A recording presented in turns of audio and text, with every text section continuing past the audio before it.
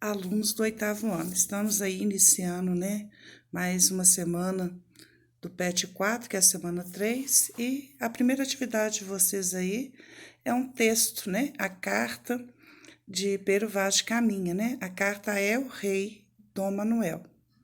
Então, a gente percebe aí umas palavras, uma forma diferente de escrever, né, nesta carta. E vamos aí para a atividade. Questão número 1.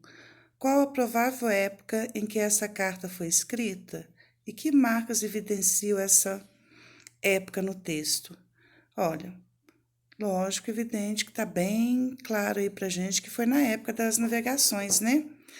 As marcas mais presentes aí são as formas diferentes de escrever, né? Igual, por exemplo, domingo 22 do dito mês, né? A gente observa aí que é um jeito diferente de escrever. E os nomes também, né, usados naquela época, né? Os nomes usados aí era bem diferente, né? Dom Manuel, né, por ser rei. Então, assim, há uma quantidade enorme de indícios aí que trazem para gente que foi na época das navegações. 2. Como Pero Vaz de Caminha se dirige ao rei Dom Manuel? Ele chama aí, cara? Não. Qual é a forma que ele chama?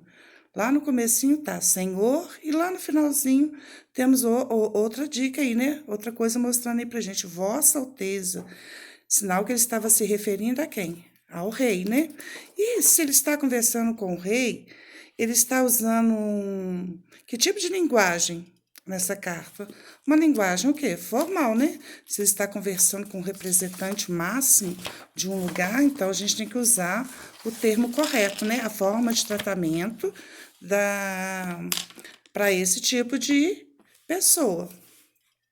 No próximo texto, está falando sobre uma carta aí, né? Vocês leem com bastante atenção, viu, gente? Como sempre, eu venho dizendo, leia uma, duas, três vezes.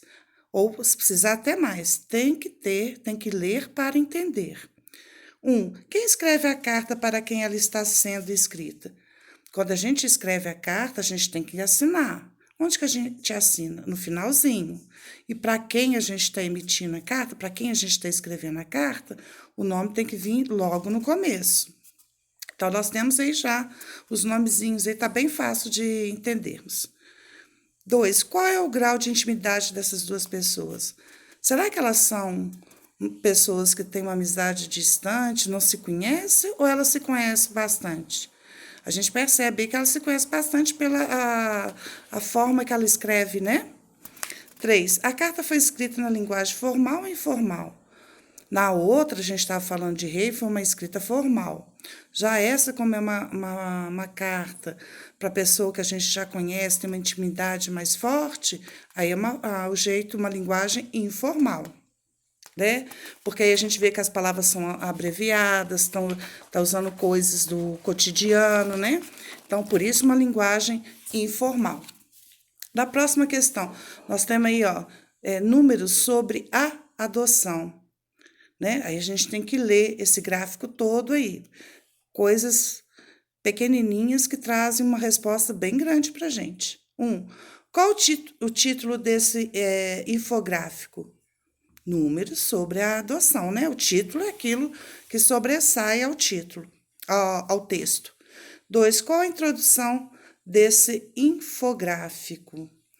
Ele está dizendo aí que mudanças devem ocorrer com os processos de adoção no país, né? 3. Quais imagens estão presentes no texto? Aí nós temos aí gráficos que mostram as estatísticas, como o desenho, né, das meninas e dos meninos aí, diferenciando, para diferenciar o gênero aí. 4. Quais tipos de gráficos estão presentes no texto? A gente ainda está falando de infográficos, né? 5. Qual o assunto tratado nesse infográfico? Qual é o assunto? Está falando sobre o quê? Não é sobre adoção? 6. Quais são os esquemas que compõem esse texto?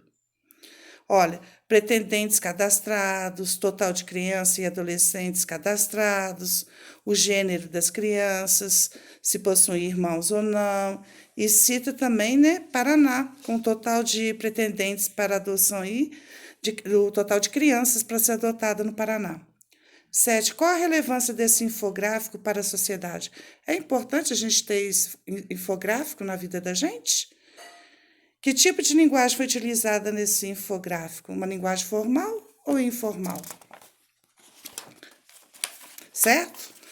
Olha, gente, qualquer coisinha que vocês precisarem,